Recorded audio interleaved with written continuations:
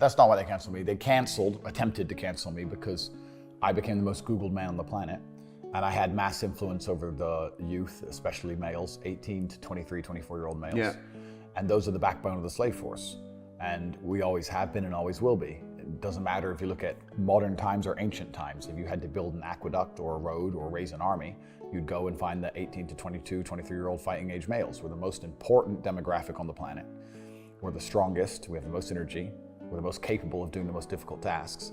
And they try very hard to police that demographic specifically. The reason that they talk all this garbage about toxic masculinity, and the reason that they purport in every single movie that men are getting beaten up by chicks, and every single family movie on Netflix, the woman's the smart one and the dad's a bumbling idiot, and all these different things, is they're trying to reduce the masculine tendency to rebel to a degree, because they want this subsect of the population ready to either go die in a ditch or go work for fucking nothing.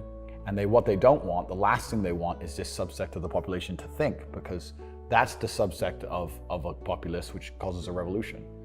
If millions of 18 to 25-year-old men stand in one place, that's a revolution. That's it, it's over. It's not the women marching. The women can march, that's fine. But when shit happens, men have to come along and deal with it. Police have to protect them. Women can march and have an opinion, that's great. But an actual revolution is going to be men, because eventually it's going to become violent. And they don't want large groups of men standing up and going, wait, 3 years you just took all our money, destroyed our businesses. Now the pound is falling. You're inflating us out of the market, the housing market. We don't stand a chance of ever having any kind of financial independence. You're destroying our energy sector to save Ukraine, money laundering. This is garbage.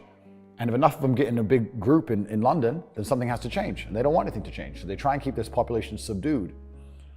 And I'm telling them to do the opposite. I'm telling them to think. And that's the last thing they want. So they decided, Andrew's telling the population, the subsect of the population that we're most fearful of, to think for themselves. So Andrew has to go. And they attempted to cancel me. They have failed. Now I have to make sure they don't try and suicide me. That's the next goal. Well, because what happens if you don't shut up, eventually that's what comes next. So for everyone watching at home, I would never kill myself. But yeah, it's interesting times we're living in, that's for sure.